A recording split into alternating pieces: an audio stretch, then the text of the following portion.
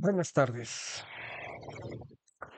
Seguimos con nuestro curso de seguridad informática. Estamos en la parte introductoria, aproximándonos al, ¿cómo lo podemos decir? Imposible de abarcar en detalle ámbito de la seguridad informática. Porque el enfoque que planteamos es que la seguridad informática se desarrolla en un conjunto de ciencias, ¿sí?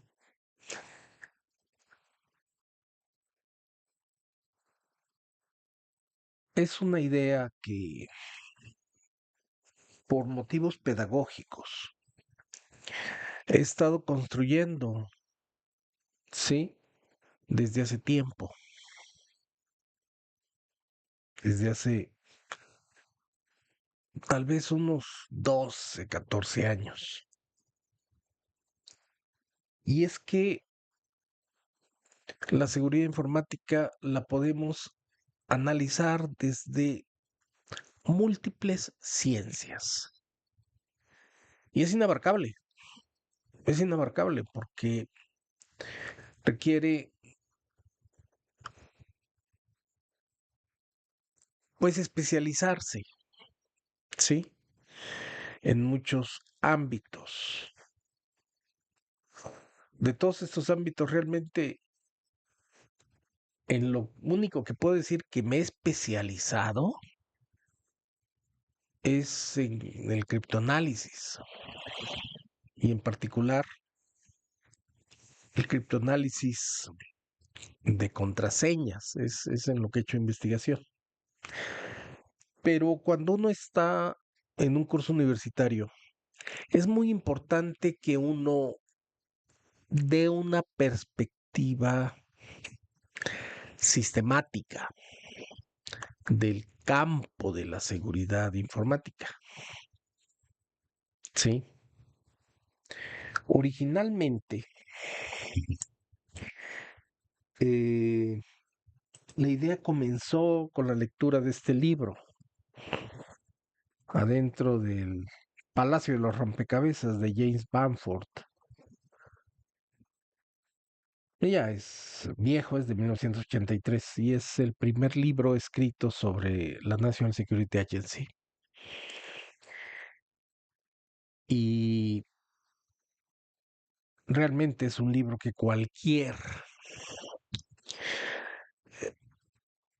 persona profesional que se dedique a la seguridad informática o seguridad de redes, porque se suele dividir en ambos ámbitos y ciertamente yo estoy en el ámbito de la seguridad informática, yo no soy persona de redes. Toda mi ejercicio profesional lo hice alrededor del software y mi docencia está en software. Entonces este libro es muy importante porque muestra eh, los alcances, ¿sí? De la National Security Agency que entrecruza una serie de lugares de la seguridad informática. Aquí Bamford analizó y le dio números de la criptografía que pues siempre hemos conocido. La criptografía es la más conocida de las ciencias de la seguridad informática, pero también de las criptomatemáticas, una rama de las matemáticas y del criptoanálisis, ¿sí? Y también algo de análisis de tráfico, ¿sí? Entonces, aquí surgió la idea con la lectura de, vamos a decir, de este clásico de la seguridad. Y hay otro clásico donde de hecho aparecieron a mis ojos la mayoría de las ciencias de la seguridad que presento en este trabajo, que fue una conferencia que di en el Campus Party ya hace cerca de una década, en el 2017. Este libro de Anderson, Ingeniería de la Seguridad, eh, también yo considero que debe ser un clásico de cualquier profesional de la seguridad informática o seguridad de redes, porque realmente es el único texto que conozco que intenta abarcar sistemáticamente el ámbito de la seguridad informática. Es un libro voluminoso, tamaño carta, es un libro que hay que destinarle una cantidad importante de tiempo para procesarlo, pero es un libro muy, muy valioso. Y bueno, ya que estamos metidos en esto, hay eh, este libro, ¿sí? ¿Ok? Que es uno de los pocos libros que no son de criptografía. Sí, hay varios libros de criptografía en español, pero de seguridad, de una parte especializada de la seguridad. Es raro encontrarse un libro, es un buen libro de esteganografía. Entonces son como las fuentes, principalmente Bamford y Anderson, ¿sí? Y bueno, eh, vamos entonces avanzando a la presentación eh, de este enfoque introductorio a la seguridad informática. Aquí está. Impartí en el Campus Party en 2017.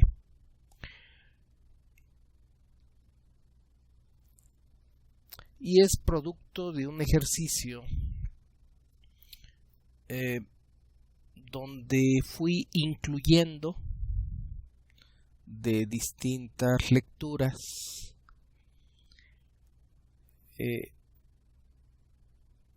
pues distintas ciencias de la seguridad. Al inicio, pues básicamente comencé, digamos, la más conocida, que es la criptografía, ¿sí? Luego, por ahí se me atravesó otra, la esteganografía, y poco a poco se fue construyendo en base a referencias un conjunto de ciencias de la seguridad, ¿sí? Este enfoque que propongo creo que es interesante porque para poder garantizar la seguridad informática se ocupa un equipo multidisciplinario. De entrada,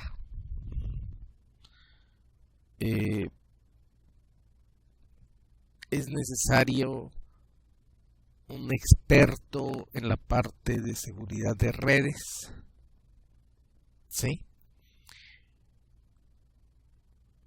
Y otro experto en la parte de seguridad de software. Así como tradicionalmente nos dividimos en el ejercicio de la profesión entre gentes de tecnologías de información y profesionales del desarrollo de software, pues esto también se traslada al campo de la seguridad informática, porque las habilidades o el conocimiento que se requiere es pues muy diferente, y es difícil que un solo profesional logre abarcar de entrada la parte de hardware y la parte de software. Pero la seguridad informática es algo que tiene múltiples aristas, y entonces se considera que esta perspectiva de realizar un recorrido sistemático por parte de las ciencias de la seguridad le da una idea al futuro profesional o al profesional de flancos que hay que ir cubriendo. Y porque finalmente la falsa seguridad, el pensar, el tener la convicción de que se está en un entorno seguro, cuando en realidad se tienen múltiples vulnerabilidades que pueden ser explotadas. Entonces, el sentimiento de falsa seguridad, porque no se abarcan los distintos ámbitos que deben abarcarse, o porque se utilizan tecnologías que no son las apropiadas. Entonces la falsa seguridad es peor que la nula seguridad, porque si se sabe que se está en un entorno completamente inseguro, el usuario, las personas van a actuar de cierta forma, pero si tienen la confianza de que están en un entorno seguro, van a actuar con más libertad. ¿Sí? Y si en realidad están en un entorno inseguro, pues van a ser blancos más fáciles. Bueno, la más conocida de la ciencia de la seguridad sin duda es la criptografía, al punto que se confunde la seguridad con la criptografía cuando es solo una de las ciencias de la seguridad, y que viene desde la antigüedad. ¿Sí? Por lo menos tiene 2000 años la criptografía. Actualmente ya hay dos tipos de criptografía, la simétrica y la asimétrica. Ya lo veremos más adelante. En la foto lo que tenemos es una máquina Enigma, que es tal vez la máquina criptográfica más conocida. Este dispositivo fue usado por los alemanes en la Segunda Guerra Mundial y fue vulnerado por los ingleses en un equipo coordinado por Alan M. Turing, uno de los padres de la computación. En la actualidad, la criptografía ya no puede ser vulnerada. La criptografía realmente ya ofrece garantías completamente robustas, completamente seguras. Esto va un poco contra la imagen, tal vez producto de las películas de Hollywood, en el sentido de que el hacker mágicamente rompe cualquier seguridad.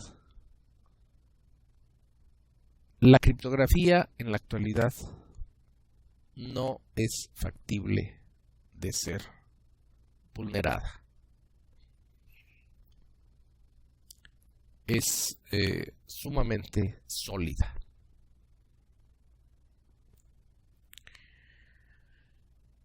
El criptoanálisis son las técnicas para romper la criptografía o obtener un password, en general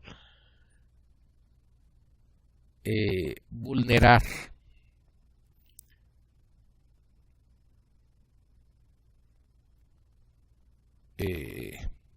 a la criptografía. Lo que pasa, sí, se puede pensar que me contradigo, ¿no? Porque digo que la criptografía no puede ser vulnerada. Eso es un hecho.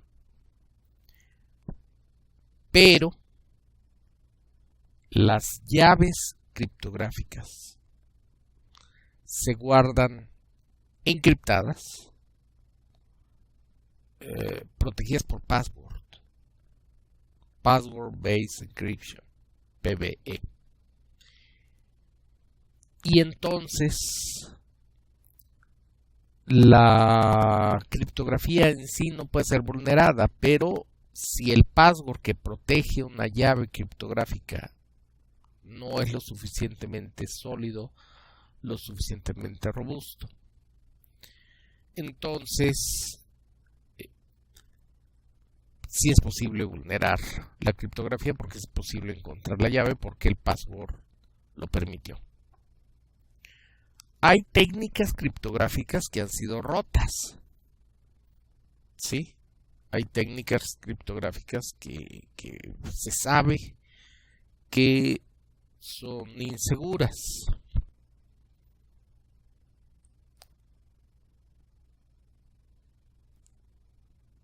Por ejemplo, el DES, que es una criptografía simétrica. En la actualidad, pues, casi con cualquier computadora, o más bien ya con cualquier computadora se podría vulnerar un algoritmo DES. Entonces, esos algoritmos tienen que ser retirados, pues simplemente no deben ser usados. ¿Sí? Y sin embargo hay una serie de tecnologías vulneradas. En el hash, por ejemplo, se utiliza mucho el MD5, que francamente ofrece una protección prácticamente nula. Entonces, un problema es que se utilicen tecnologías que se sabe ya cómo vulnerarlas,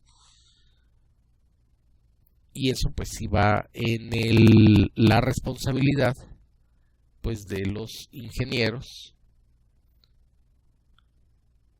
que deben, los ingenieros de seguridad, los hackers de una organización, tienen que ser conscientes de la robustez de cada tecnología. Entonces hay distintos textos o distintos conocimiento público, ¿sí?, de cómo se puede o los mejores algoritmos para atacar determinada criptografía.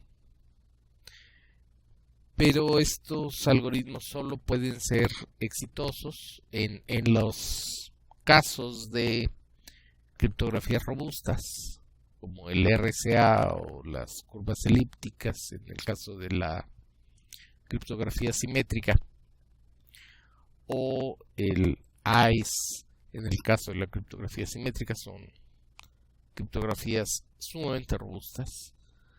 Y entonces aquí importa el tamaño de la llave.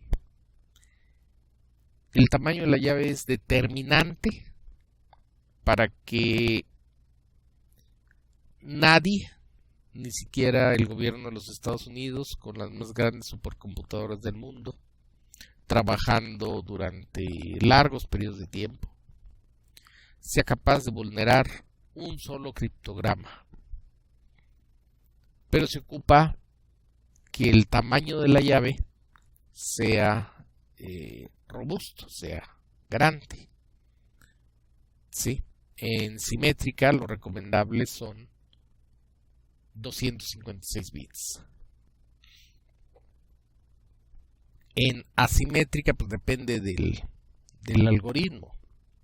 A lo mejor en curvas elípticas con 512 bits es suficiente, mientras que en RSA 2048 4096 bits es lo recomendable. Y si se utilizan llaves de tamaño chico, se pueden vulnerar estas criptografías, aunque a un costo muy grande. ¿Sí? Entonces hay libros de criptoanálisis donde muestran las mejores aproximaciones al ataque de cierta criptografía. Y esto se traduce en un concepto que se llama los bits de seguridad. Los bits de seguridad me indican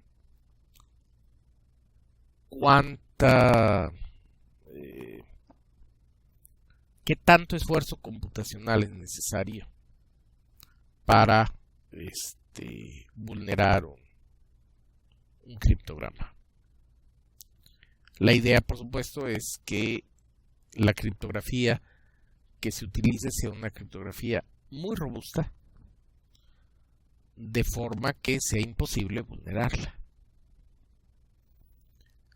Hay una variante del criptoanálisis que es el criptoanálisis acústico. También se conocen como ataques Tempest. Y es interesante esta tecnología. Los distintos equipos, ¿sí?, generan sonidos o emisiones en el espectro electromagnético. Y estas emisiones pueden captarse con antenas. Y en base al sonido, ¿sí?, que emite un dispositivo, es posible romper la criptografía. Voy a buscar un artículo. Lo más fácil de vislumbrar en términos del criptoanálisis acústico, o lo más visual, ¿sí?, sería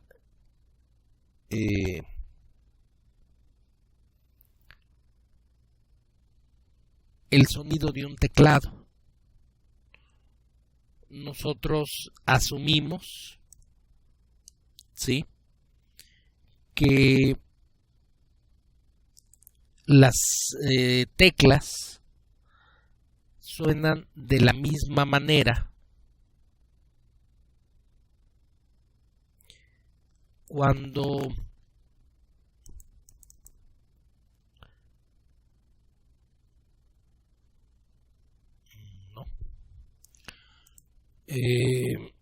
independientemente de la tecla que sea.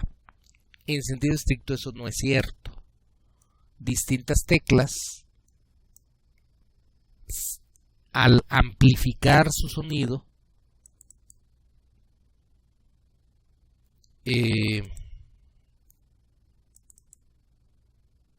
tienen sonidos diferentes. Además, el tiempo en que la mano tiene que desplazarse, ¿sí?, ese es el que estaba buscando. El tiempo en que la mano tiene que desplazarse para presionar una tecla es importante. No es lo mismo las teclas que están al centro del teclado, como la H o la J, que las teclas que están en el exterior, como la A o la P. se ocupa menos tiempo, la mano tiene que desplazarse menos para ciertas teclas y más para otras teclas. Estos lapsos de tiempo reducen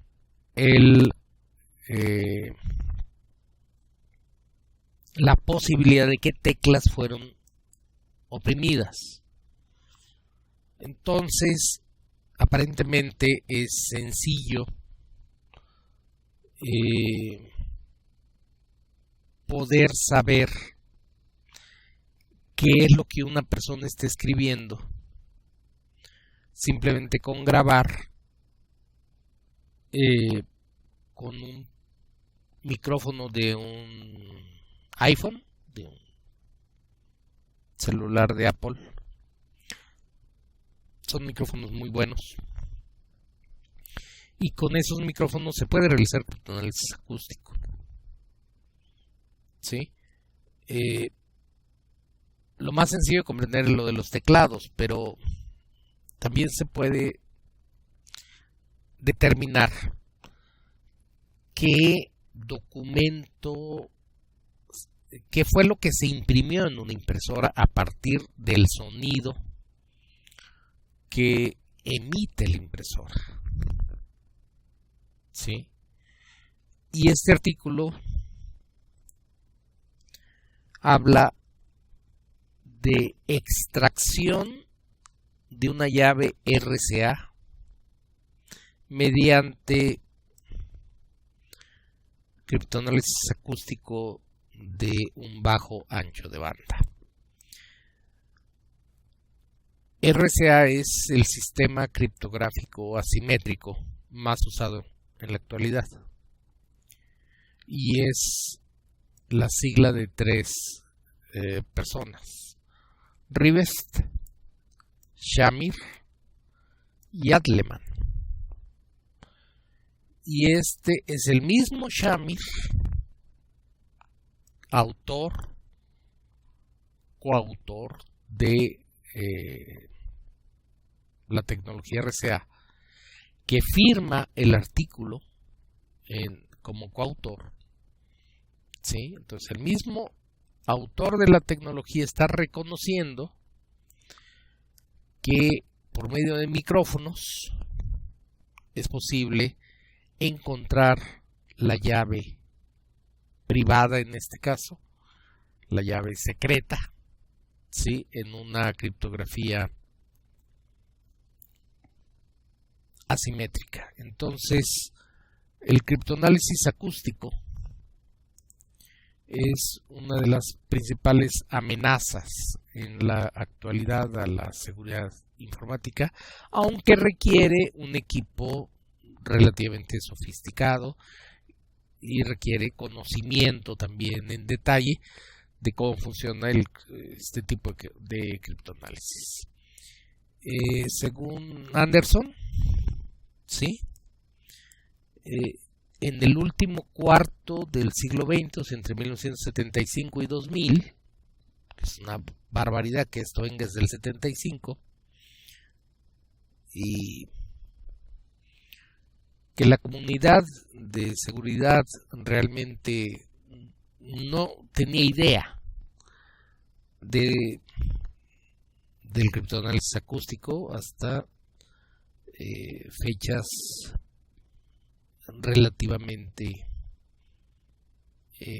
recientes. Anderson lo menciona en el 2008, bueno, unos años antes, pero durante décadas, por lo menos 20 años, esta técnica de criptoanálisis era desconocida por los expertos en seguridad. Y eso es terrible. Y Anderson afirma que los militares gastaron en criptoanálisis acústico más o menos la misma cantidad que gastaron en la criptografía, lo que nos puede dar idea del uso que se da a esta tecnología. El criptoanálisis acústico es de las principales áreas de investigación en la actualidad, y cómo ser capaces de generar procesadores, discos duros, impresoras, teclados, que no sean capaces de vulnerar mediante este tipo de ataques. Luego están las criptomatemáticas. ¿Sí? Las criptomatemáticas es una disciplina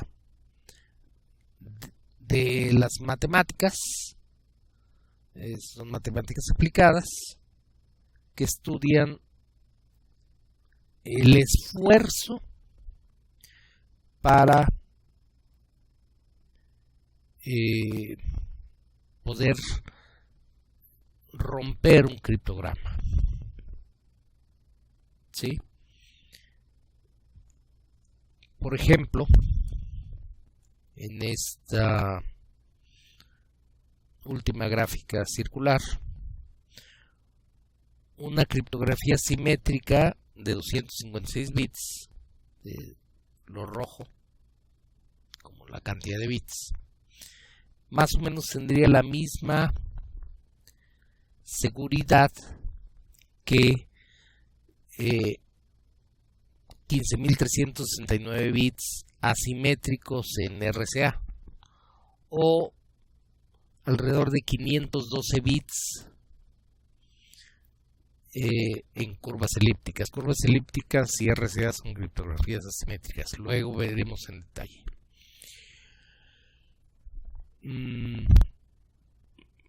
La cita que viene de un libro de Bamford. Bamford es el mayor especialista en la National Security Agency, y él afirma que la National Security Agency tiene a la mayor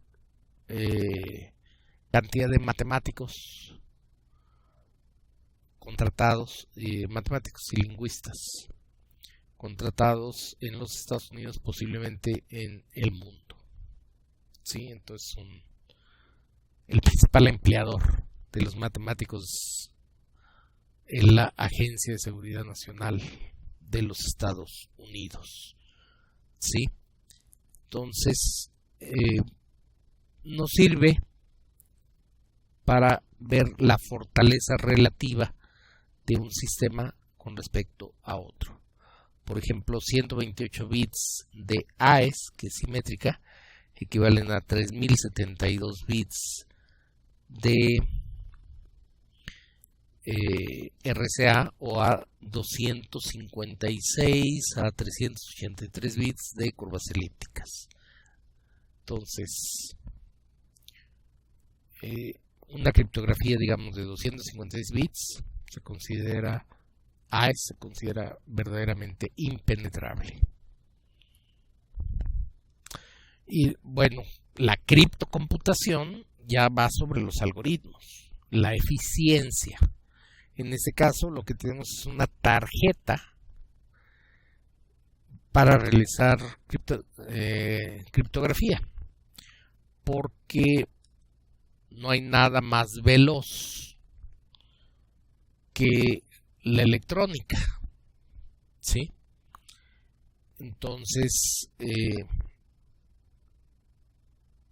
ya implantado como circuito integrado, el algoritmo criptográfico, pues tiene un tiempo, una eficiencia mucho mayor que si estamos ejecutando líneas de código. ¿Sí?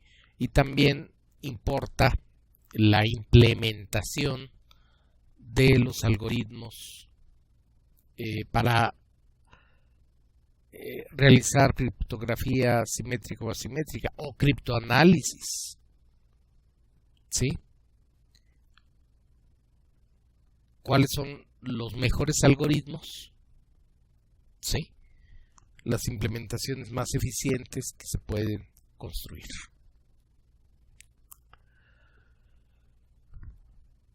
El análisis de tráfico. Una entidad, un objetivo, dicen los manuales de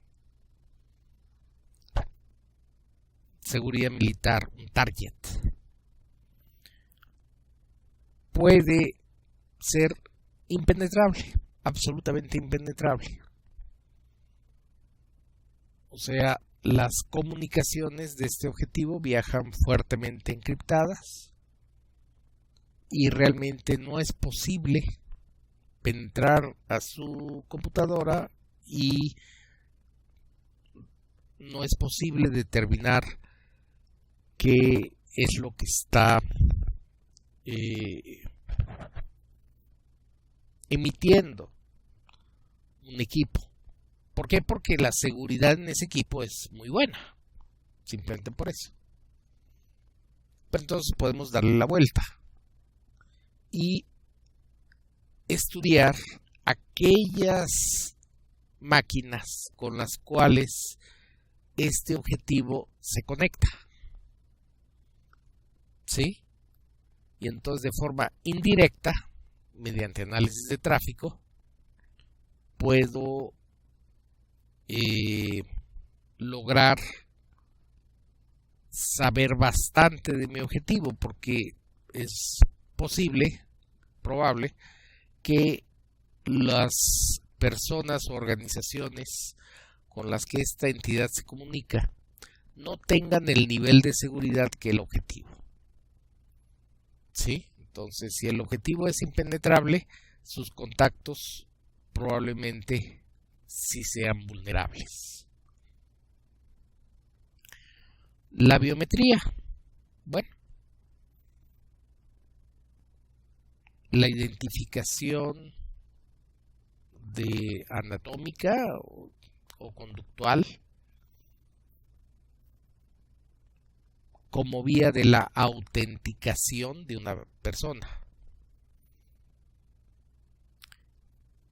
Las huellas digitales, el escaneo de huellas digitales es sin duda la tecnología biométrica más usada. También es la más insegura. ¿Sí?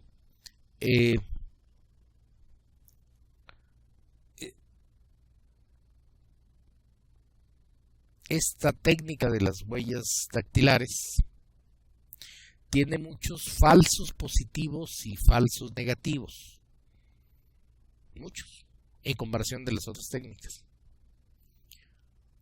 Un falso positivo me diría que una persona es otra, ¿sí? O sea, identificaría erróneamente la huella digital como de otra persona. Y un falso negativo implicaría que no reconoce la huella digital de la persona. Entonces, si hemos estado en organizaciones donde firmamos nuestra asistencia con huella dactilar, pues estamos acostumbrados a que la tenemos que poner a veces varias veces hasta que la reconoce. ¿De acuerdo? O sea, son varios los fallos. Y con menos frecuencia pone la entrada, la asistencia de otra persona. ¿Sí? Entonces es la menos perfecta de las tecnologías biométricas. Esta es bastante vieja. Aquí se pone la palma de la mano en estos pivotes y saca una foto de la parte superior de la palma de la mano. Y esta tecnología tal vez no es muy usada por lo bromosa, ¿sí? Pero esta tecnología tiene realmente muy pocos falsos positivos o falsos negativos. Es una tecnología muy superior y sin embargo es menos usada. El reconocimiento del iris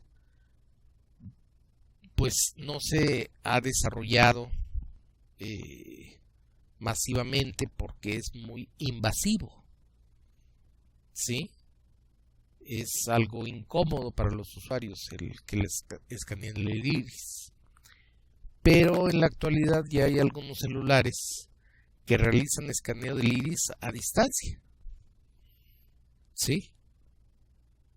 Y entonces ya pierde esa característica de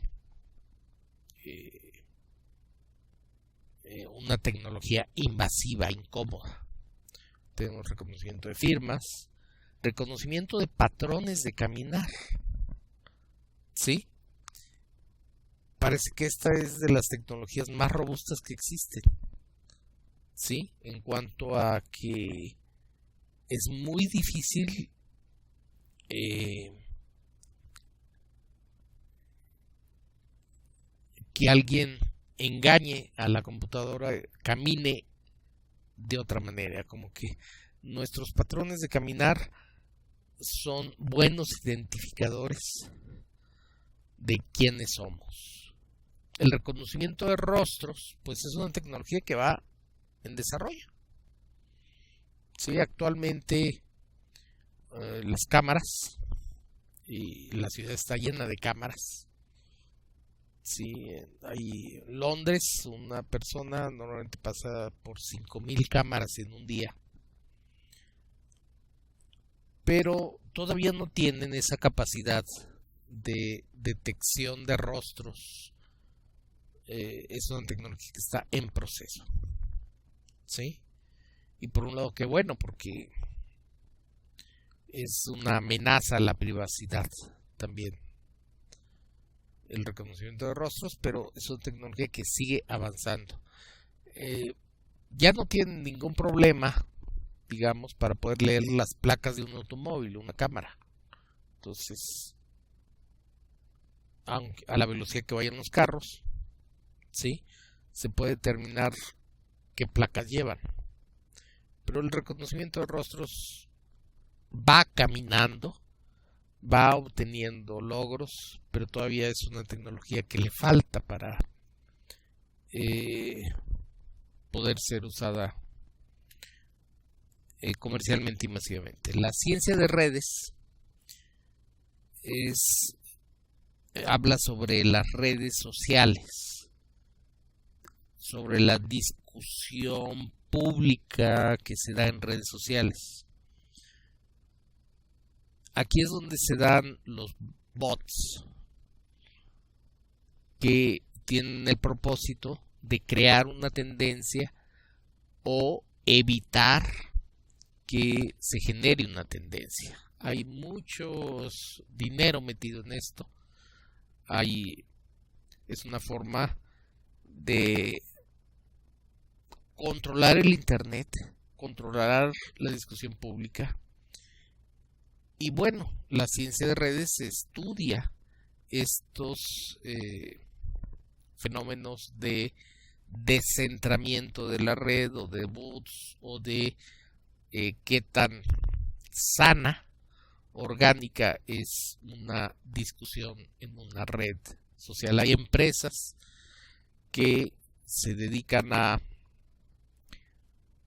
desvirtuar la tendencia normal, orgánica de una red social y llevarla hacia otro sentido. Symphony es una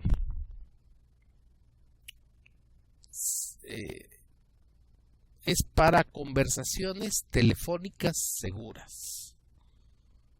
A mí verdaderamente me impresiona que sea tan fácil interceptar las comunicaciones de políticos, ¿sí? En México, cuando es una tecnología que es madura. Aquí tenemos una foto de un equipo de Symphony en la Segunda Guerra Mundial. En la foto de arriba está George Bush el día del atentado de las Torres Gemelas con un teléfono AT&T de Symphony, un teléfono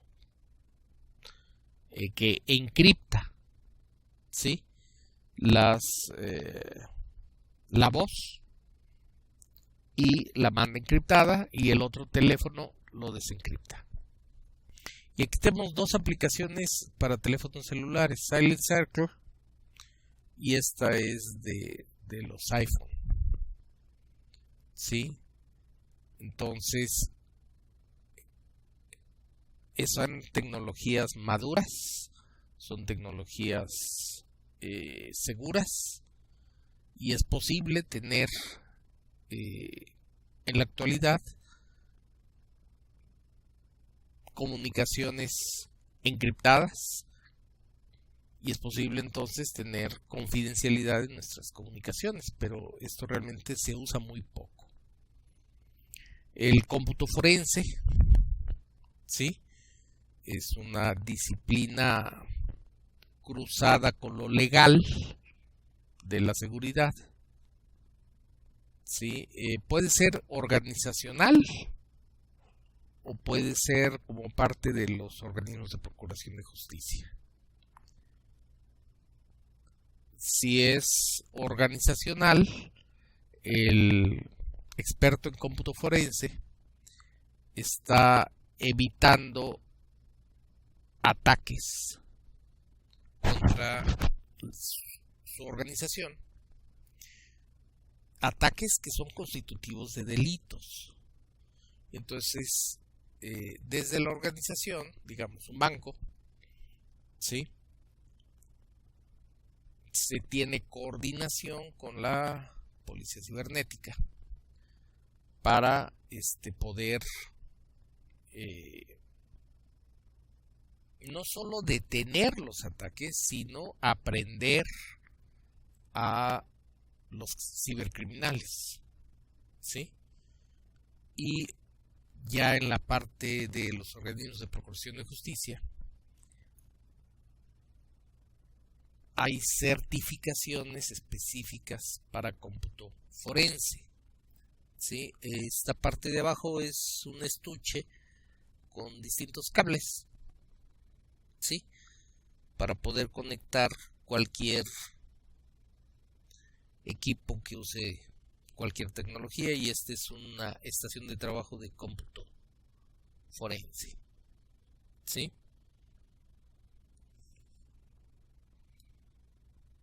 La esteganografía.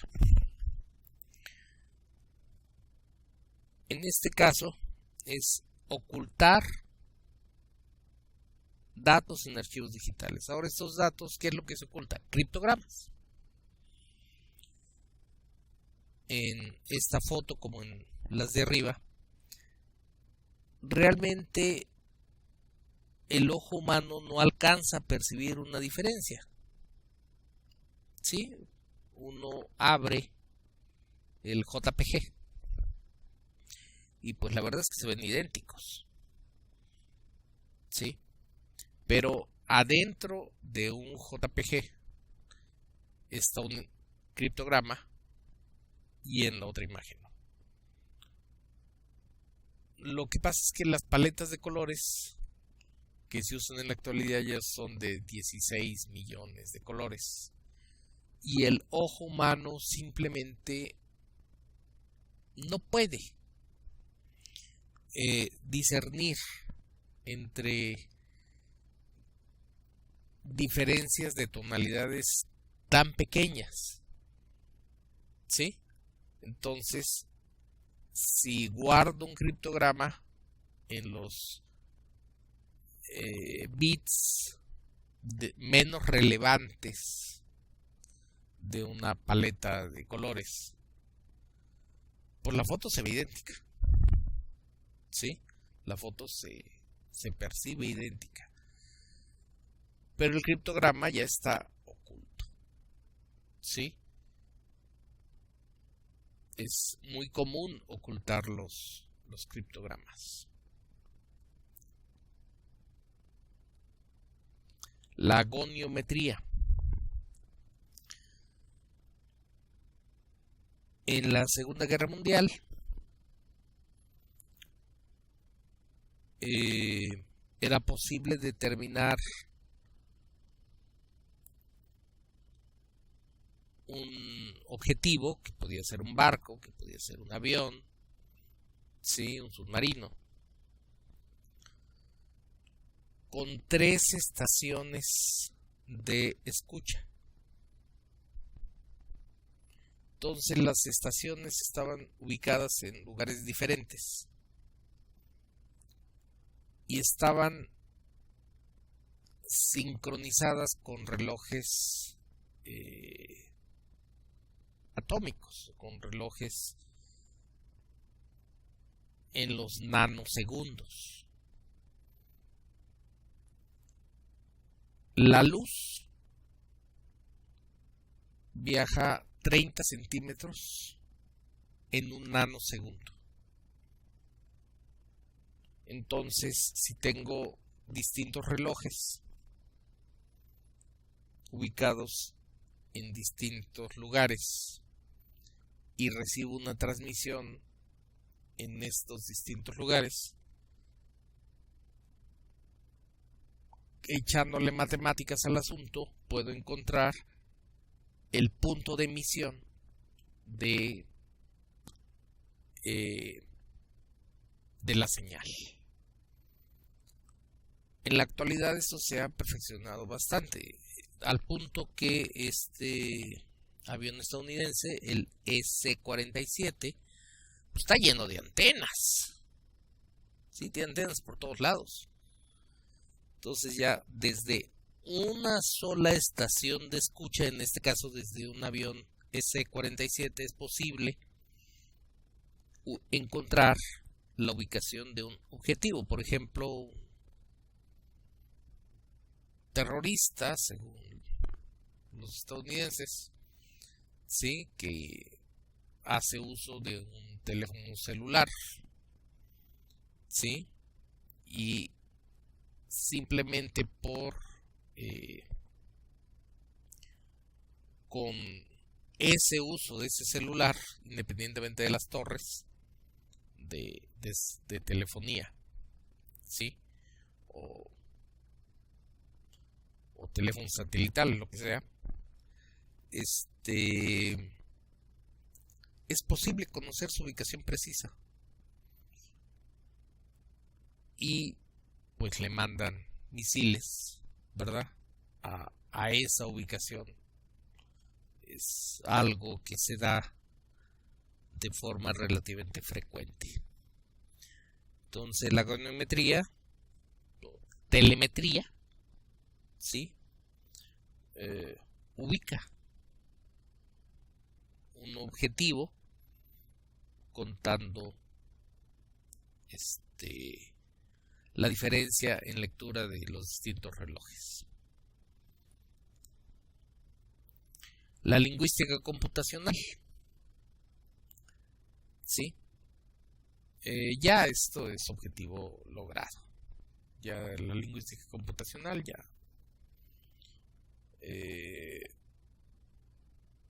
era una rama de la inteligencia artificial que buscaba interpretar la voz humana, los sonidos de lenguajes humanos y dejarlos en texto plano.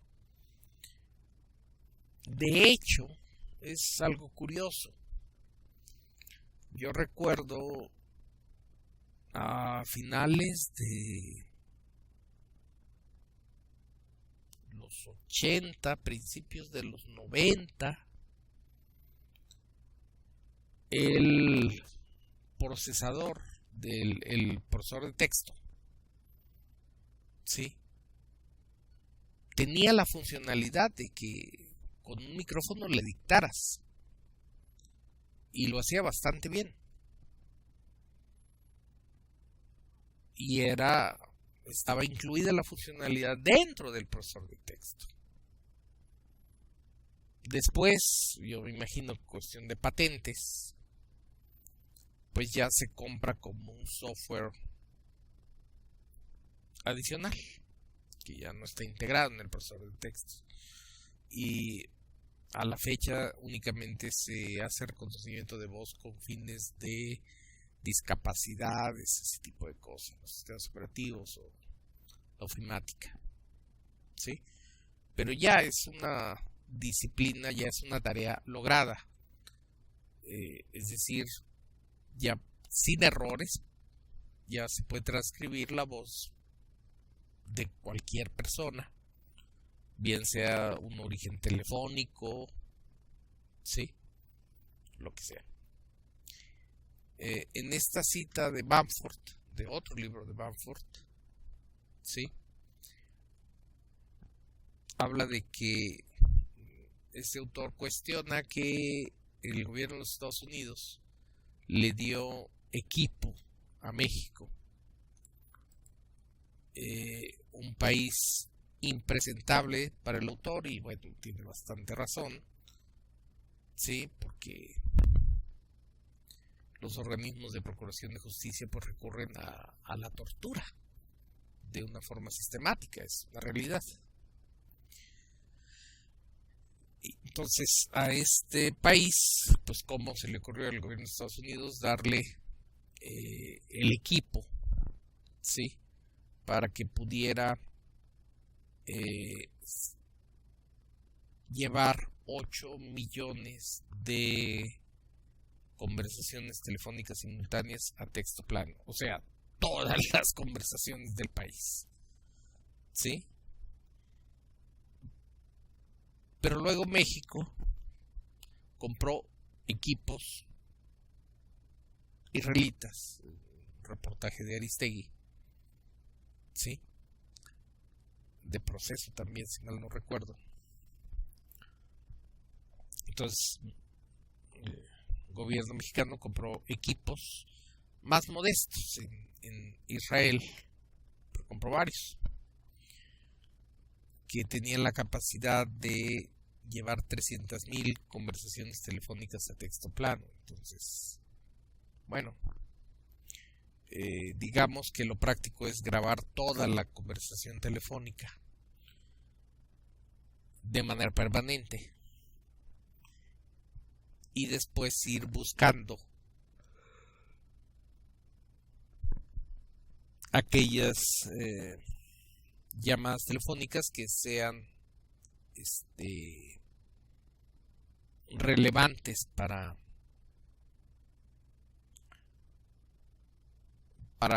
los fines de la seguridad nacional. Según López Obrador, dijo que había 1,500 agentes del CISEN que se dedicaban a objetivos no relacionados con la procuración de justicia, con la persecución del crimen organizado, sino con el espionaje de periodistas, políticos, luchadores sociales, empresarios, ¿sí? Que es una espionaje ilegal, ¿sí? Porque no hay una orden judicial para poder realizar estas escuchas. Entonces, en realidad, desde hace muchos años, pues nuestras conversaciones telefónicas están grabadas y están en texto plano, aunque sea un delito, ¿sí? Entonces aquí tenemos un actuar criminal de los gobiernos. La lingüística estadística es la base de, o fue la base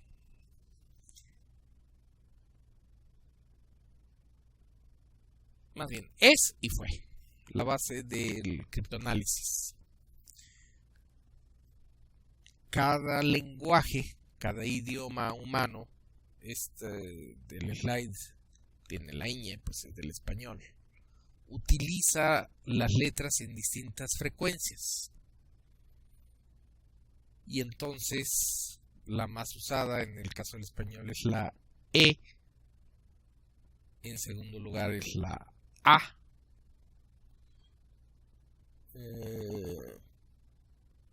Luego la O. Pareciera que en cuarto lugar sería la L. Habría que revisar a detalle. Y entonces, simplemente contando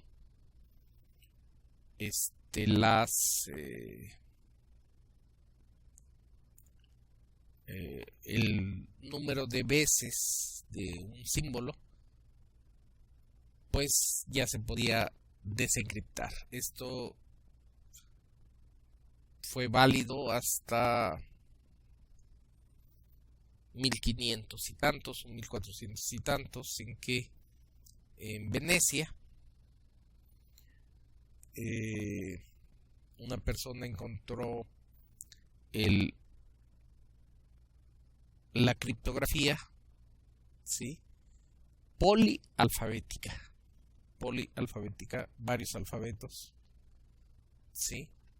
Si recordamos, ¿sí?, a la máquina Enigma, aquí tengo 3 discos, ¿sí? Y entonces, cada vez que se mueve un disco, se mueven los otros. Y es verdaderamente, hace obsoleto al análisis de la lingüística estadística, ¿sí? Pero sigue teniendo sus usos, como en el criptoanálisis acústico, con un rato que se grabe que una persona está tecleando, simplemente por la frecuencia ya sé que cierto sonido equivale a qué letra, ¿sí? Entonces sigue siendo de relevancia la lingüística estadística, y se conocen las frecuencias para todos los idiomas, ¿sí?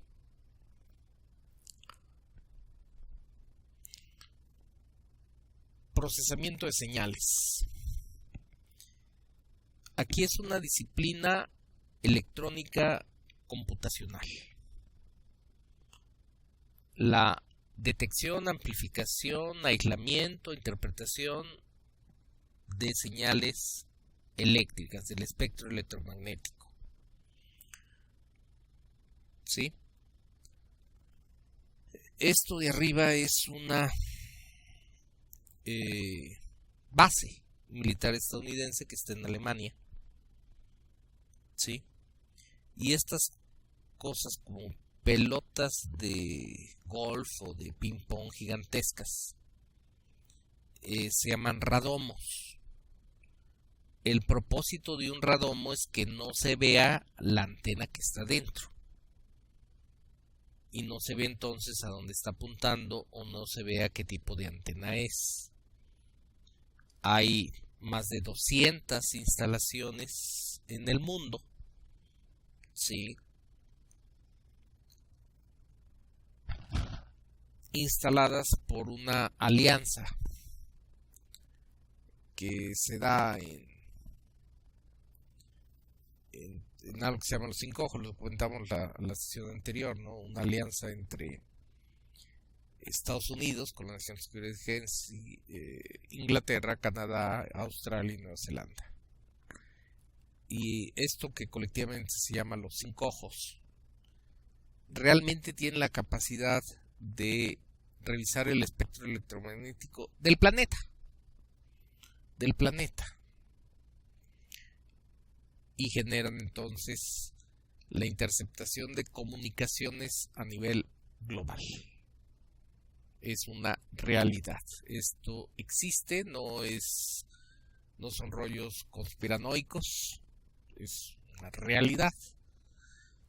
Lo reciente o lo novedoso es que ahora estas tecnologías ya no solo las utilizan los 5 ojos y sus equivalentes tradicionales, los rusos, los chinos, ¿sí? Sino los israelitas también. Prácticamente ya todos los estados nacionales, todos los gobiernos nacionales utilizan las tecnologías para espiar a sus propios ciudadanos, lo que es claramente ilegal, ¿sí? Y además profundamente incorrecto. Aquí abajo tenemos un tipo de antenas que no tienen ningún eje de simetría. Sí. Estas fueron desarrolladas por la NASA. Sí. Para ponerlas en satélite, no en un satélite, en una sonda que iba a no sé dónde. Este tipo de antenas se llaman antenas evolutivas y es una aplicación de la inteligencia artificial, de algo que se conoce como los algoritmos genéticos. ¿Sí? Entonces se va modelando mediante mutaciones, cosas de algoritmos genéticos, pues la configuración ideal de una antena para que reciba más señales a mayor distancia. Y esto pues sí en el ámbito militar.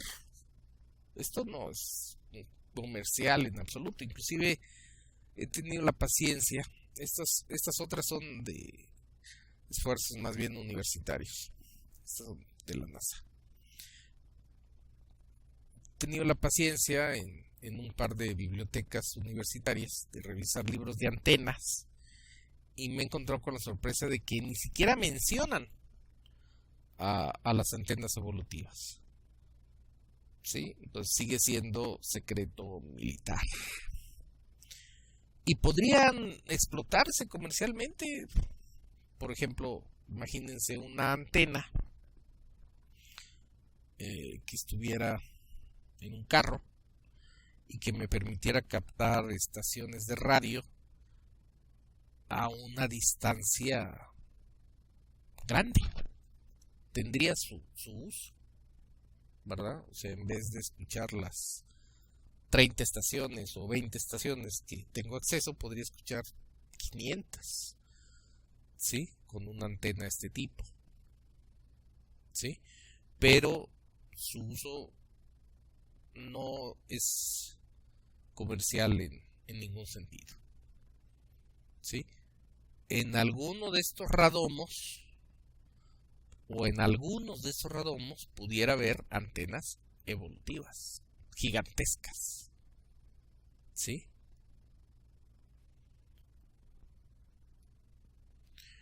La seguridad de operaciones. Esta es la parte organizacional donde debemos, como profesionales de la informática, ir elevando el nivel de seguridad de la organización vía el empoderamiento de los usuarios, ¿sí? Con la adopción de procesos seguros, procesos que vayan garantizando un determinado nivel de seguridad y vayan alcanzando ciertos objetivos. Estos las organizaciones deben ir avanzando en un plan de seguridad, ¿sí?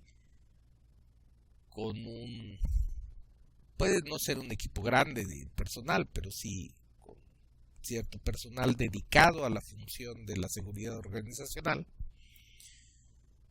y bajo la certificación ISO 27000 desarrollar un plan de calidad e ir mejorando de forma objetiva el nivel de seguridad de la organización. ¿Sí? Y para eso pues necesitamos empoderar a los usuarios. ¿Sí? Es una área a mi juicio, de las más fascinantes de la seguridad computacional, de la seguridad de operaciones. Finalmente,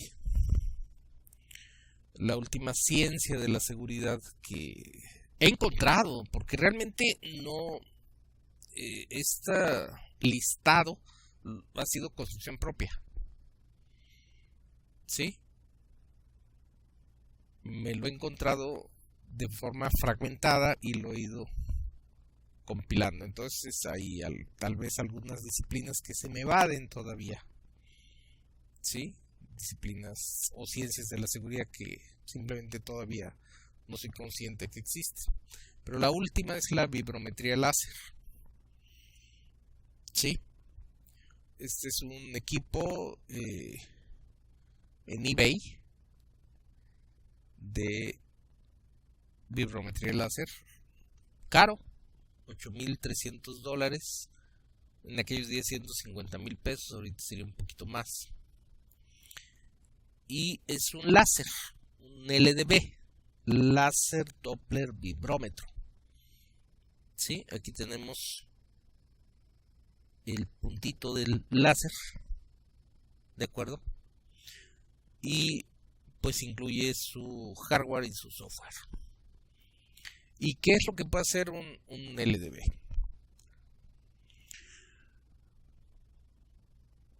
Nuestra voz son ondas que al golpear los vidrios, ¿sí?, los cristales de una oficina, hacen que vibren los cristales.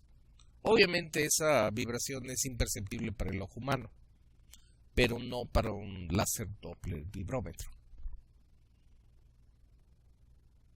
Entonces yo puedo recuperar lo que se dice detrás del vidrio.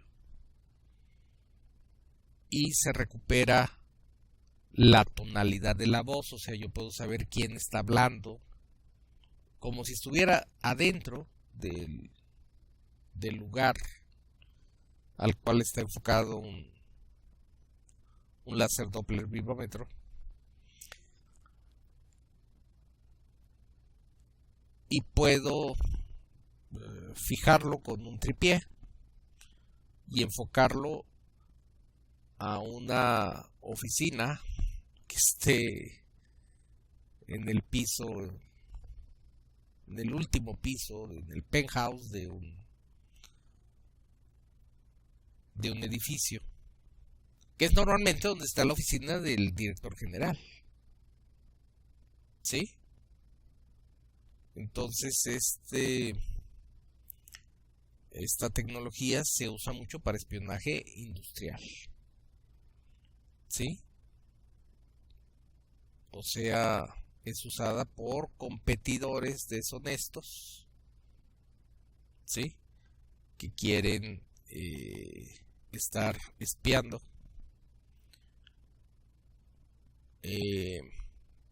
qué es lo que se dice en la oficina del director general de su competencia, pues. Sí, obviamente es ilegal. Sí. Pero es una tecnología que existe. Realmente, por proceso,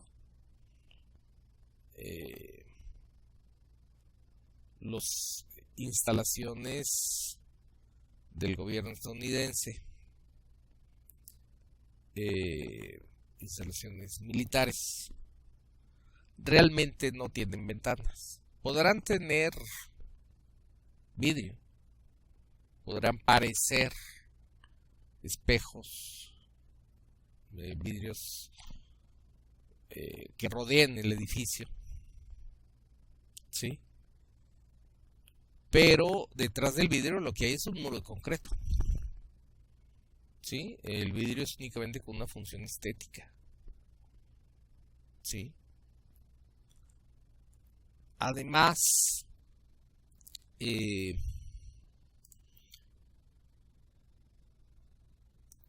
que un artículo, lo vi hace un rato,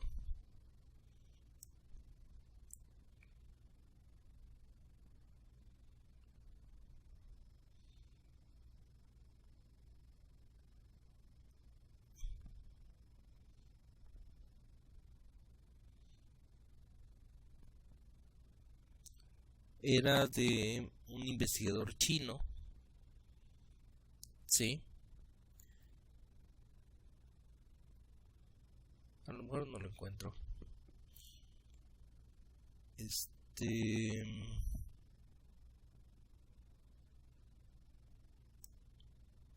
pero estaba explorando,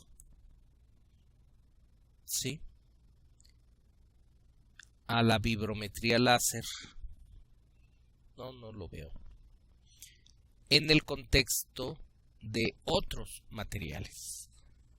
O sea, si, por ejemplo, en ciertas puertas de madera o de aluminio, marcos de aluminio, pudieran también aplicarse en qué medida esta tecnología para poder recuperar los sonidos que se están dando.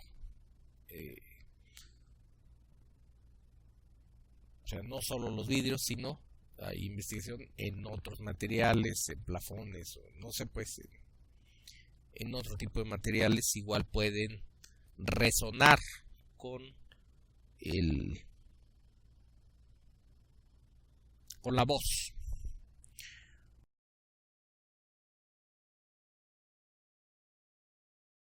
Ahí creo que, bueno, intentamos dar una perspectiva realista de lo amplio, ¿sí?